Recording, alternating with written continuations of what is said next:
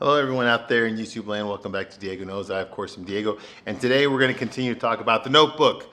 That's right, The Notebook, that piece of shit movie from 2004. Of course, you've seen it, or you wouldn't be watching this if you didn't see it, okay? You wouldn't be watching this if you didn't see it. Of course, you saw it. We all fucking saw it, all right? Fucking, and we're still seeing it. Like every day, every time I see Ryan Gosling, every time I see his fucking face, and Rachel McAdams, and they were always seeing The Notebook, damn it. Their whole career was built on that shit, man. Swear to God, man, it wasn't even a good movie. It's not even a good movie. It's a piece of shit movie. No, don't get me wrong. There's a couple of. I'm gonna be honest here, okay? There's a couple of good things in the movie. There really is. Okay, I think it was well directed. The script was shit. Okay, but I think it was well directed. I mean, the visuals and all that. I mean, you see the pond, the lake, and the sunsets and the ducks flying everywhere. That's just all nice and pretty. North Carolina is beautiful out there. I used to live there. I know it is beautiful. There's a place out there in the country where it's pretty fucking beautiful. Okay, so it's not a bad movie to look at. Okay, and it's just like the story is stupid. And you can make the script is the foundation for the whole movie. The script sucks. The movie's gonna suck. Doesn't matter how good the actors are. Doesn't matter how well directed it is. Doesn't matter how great the scenery is or the sound or the music. It doesn't matter. If the script sucks, the movie's gonna suck, okay? You gotta start at ground zero, and ground zero is the script. That's the foundation for everything else, okay? And the script is completely unfucking believable. These characters are real people, and if they were real people, I wouldn't wanna know them. I wouldn't wanna be around them. These people are mentally ill, okay? They need to be in a nut house. They don't need to be fucking falling in love with each other, you know? I know I just described the perfect American romance today, but still, it's movies like this that feed into the whole narrative that men need to be weak. We need to be simps. We need to be fucking all forgiving. We need to have no backbone, no agency. It's all about the woman. We have to fucking worship the ground, to worship the fucking vagina. Okay? We have to worship the fucking vagina. Okay, that's the only thing that fucking matters in your life is the fucking vagina. Hey, I'm not saying it doesn't matter. Of course it matters. Okay, I'm saying it's not the only thing that matters. All right, and for someone like Noah, our protagonist, that's the only thing he gives a shit about. It's some fucking some tang. Okay, so that sounded bad, but it's the truth. It's the truth. Everything's alley. What the fuck? What kind of girls? Do you want to be with a guy like this?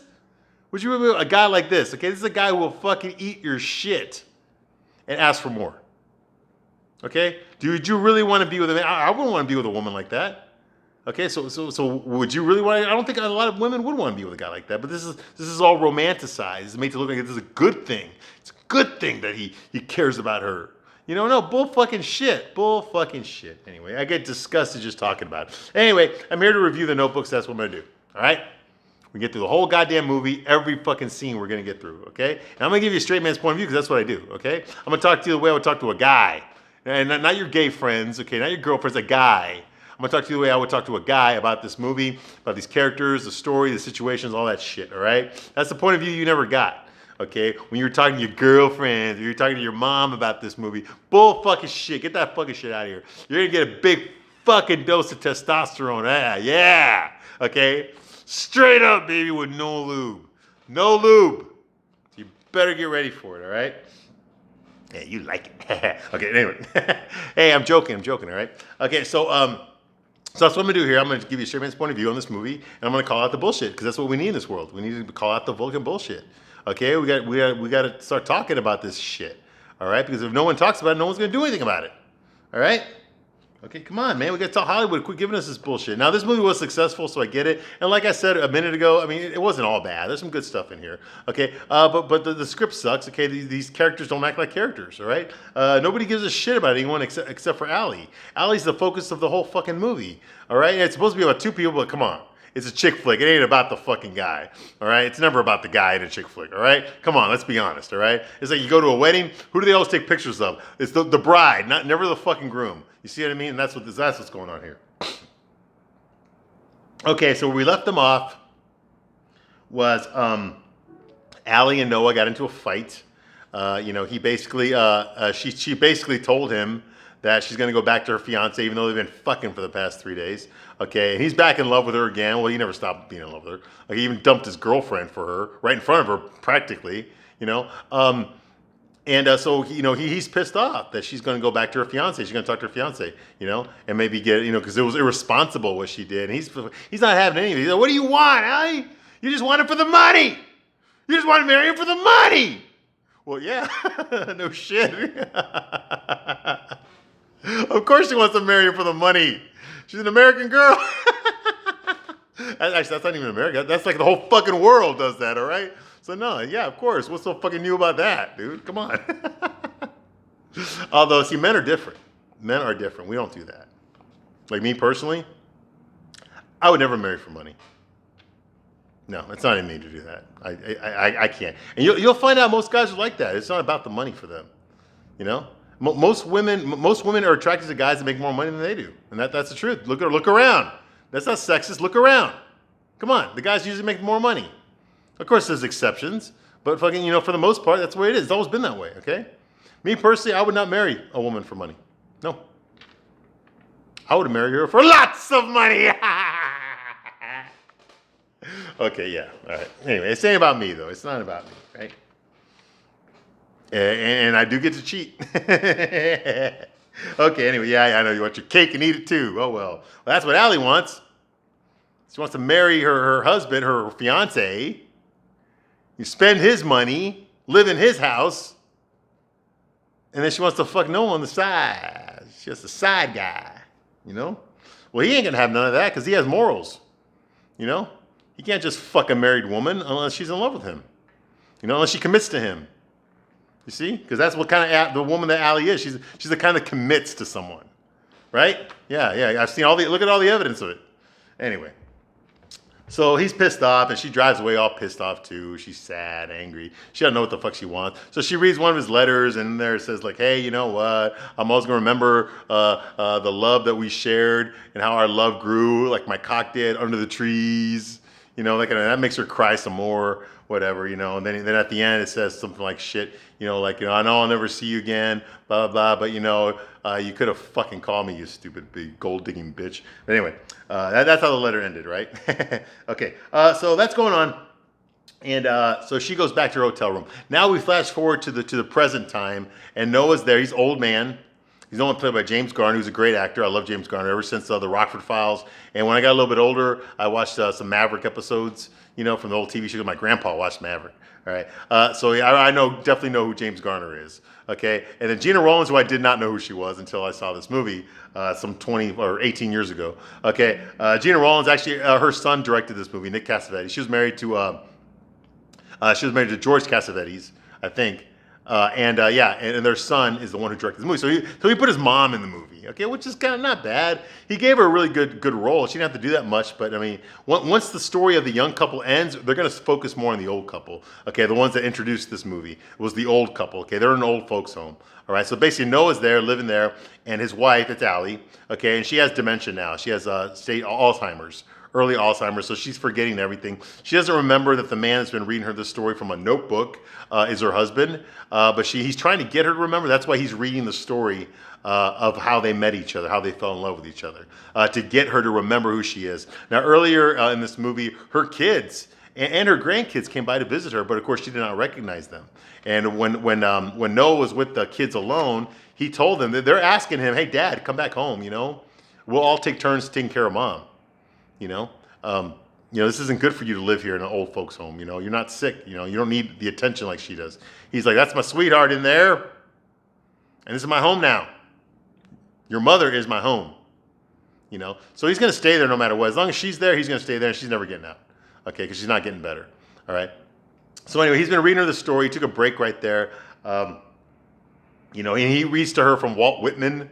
He quotes Walt Whitman. Which is a nod to something earlier in the movie where he was reading Walt Whitman when he was a young man, and Allie saw him talking to his dad about Walt Whitman.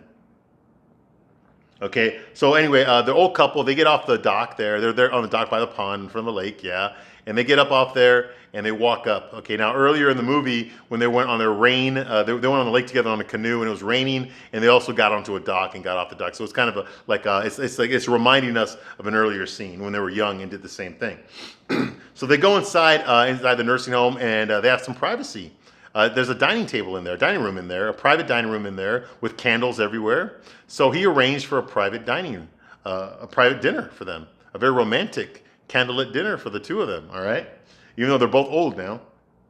So they go in there for a candlelight dinner. Okay, and she looks out the window.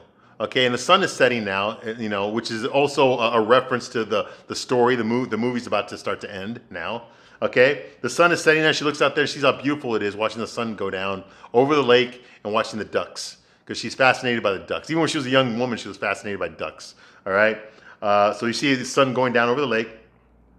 Allie says, "I've never seen anything so beautiful," and of course Noah's there, staring right at her, going like, "And neither have I." Yeah, just like that, yeah. Because that's the kind of guy he is, you know. He wasn't looking outside, he's just looking at her, neither have I. Yeah, we already know he's that kind of guy. He doesn't like try to hide it at all. All right. He has no life except her. That's all he cares about is her. He didn't give a shit about himself, just her. All right, so they sit to eat.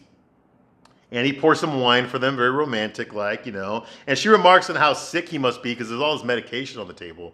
She's like, "How sick are you? You got to take all this medicine?"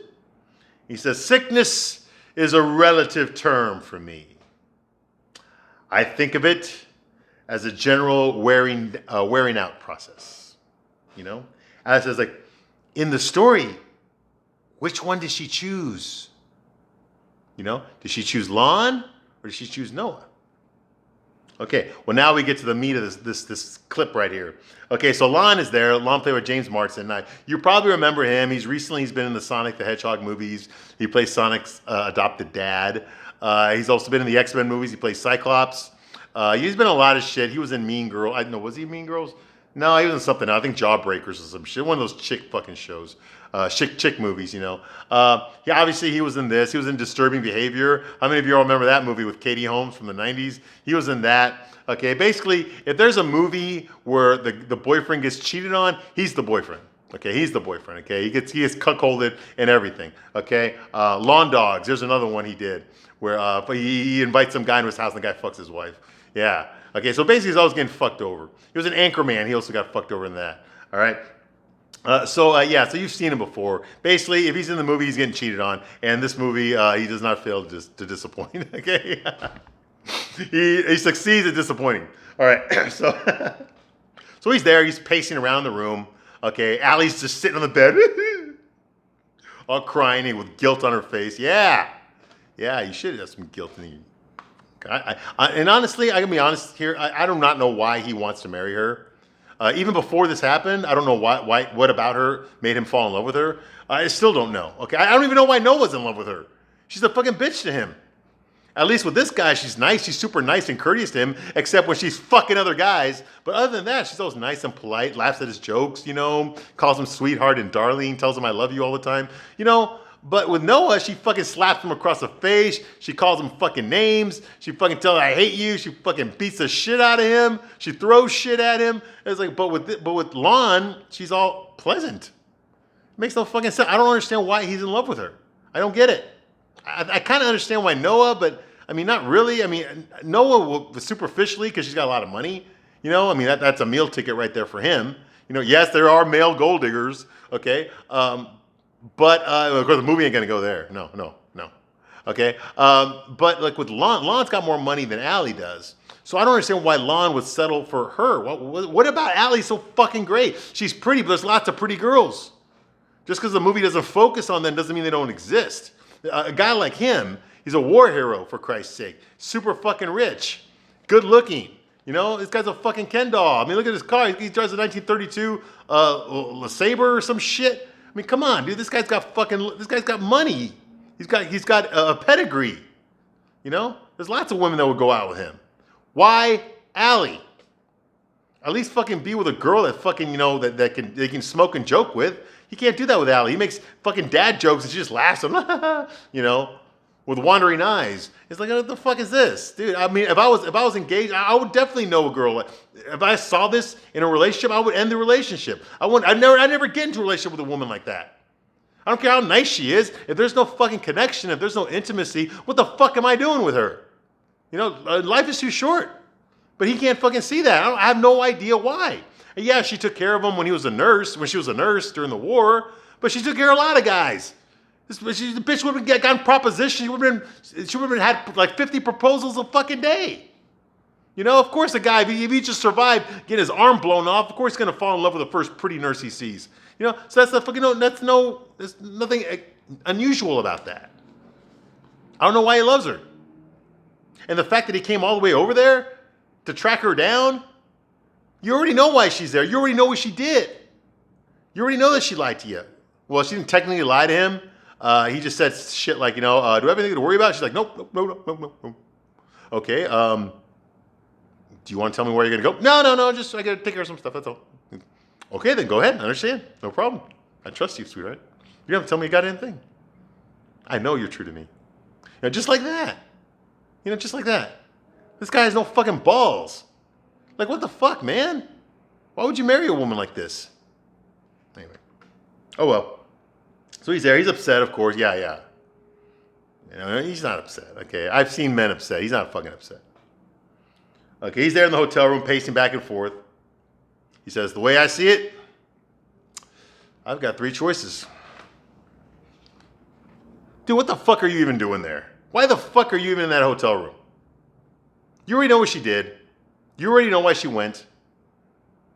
You already know what she told you to go there. Why? What, so she can tell you what you want to hear and you can believe her? You fucking stupid? A real man would have fucking ditched her a long time ago. A real man would not have married her, number one. And number two, if he was engaged to her and she pulled this shit, he would have fucking canceled the wedding. He would have done all that shit. He would have waited for her to come back. To get her shit, no less. To tell her, get the fuck out of my life. You're going to pay me, your family, you don't have any money, your family's going to fucking pay me for all the fucking money I spent on this fucking thing. I'm going to cancel the wedding in the fucking newspaper, and I'm going to let everyone know exactly why I'm canceling the fucking wedding. So give me my shit, give me my fucking ring back, and get the fuck out of my life. That's what would have happened, realistically. That's not going to happen here. You know why? Because it's a chick movie.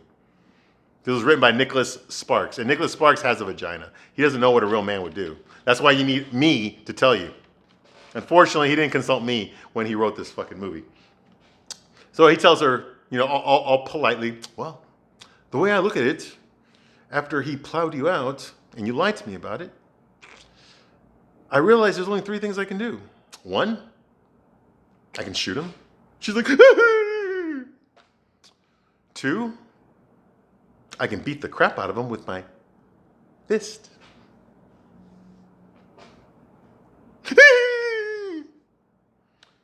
Or 3, I can leave your fucking whoring ass. Well, he didn't say it like that. Like I said, I don't even know what, there are no options here. Okay, you fucking pussy. There's no fucking options here. Okay, there's only one option here. And this is fucking ridiculous. This pisses me off. Any guy, girls, all you out there, if you've ever watched this scene with your boyfriend or your husband or some shit, okay, watch this scene with him and then ask him truthfully, if I had been the one that done this, sweetheart, would you have reacted this way? And I guarantee you, it's a fucking big no. Okay? I seriously, I don't understand. Who the fuck is this guy, Lon Hammond? Where the fuck is his self-esteem at? Where's his sense of preservation? Okay, Noah doesn't have it either. He has no sense of self-esteem, no sense of self-preservation. It's all about fucking Allie. You got 2 men that are all about Allie. Nothing else fucking matters except Allie. What does Allie want? How does Allie feel? What's Allie gonna do? That's his whole fucking movie. I mean, where's the fucking survival instinct? Where's your self-preservation? Where are all the fucking men in this movie? Well, Lon says, the problem with all 3 of those options, I shoot him, I beat him up, I leave you. None of those options are any good. Because none of those options give me you. My dearest, lovely, faithful one. I know that your pussy belonged to him, and he plowed it out till it was dry. But your heart has always been faithful to me. I know that. Every time he was giving you those multiple orgasms. Every time he came inside you, I know it was me you were thinking of. And that it was me. You belong. You know it. I know. And that's why I'm going to forgive you.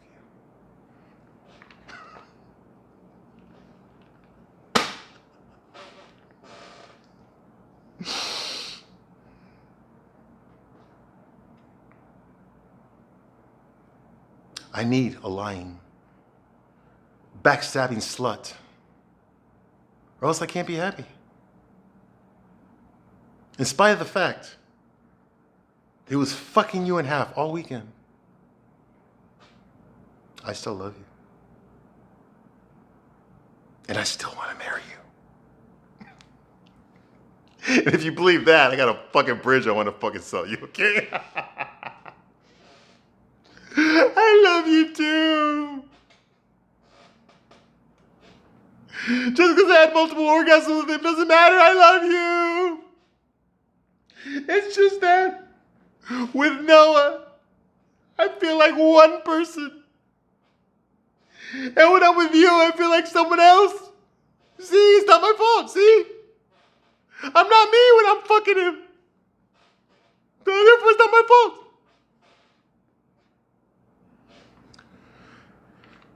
It's okay. It's normal not to forget your first love. And he kisses her hand. He's like, I think some of his fucking pubic hair is still on your hand. So that's what his cock tastes like. Anyway, sweetheart. This beautiful hand of yours that was stroking his cock. Despite that, I still love you. And I still want to marry you. But I have one condition. I want you all to myself. Don't go out there and fuck him again behind my back. Because if you do, I might have to forgive you again.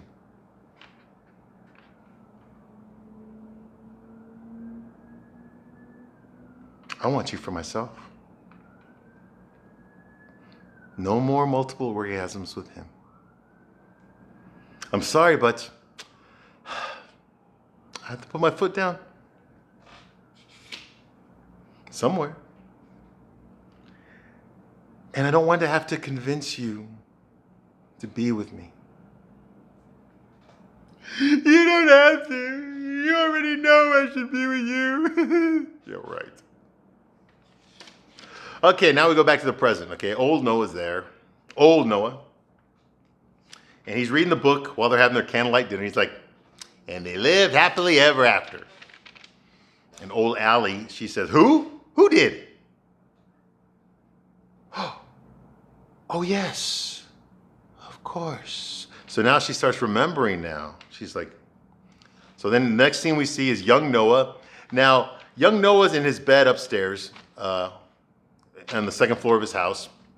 And he's wrapped the blanket that Allie was wearing, you know, the one when she was naked, the one that she sat on with her fucking ass without wiping her ass. So there's like shit on the blanket. Yeah, he's got it wrapped around himself, around his face and his shoulders. You know, he's wearing it like a cape, but he's sniffing, he's smelling her fucking the shit stains that she left on the blanket when she was sitting on it naked while painting.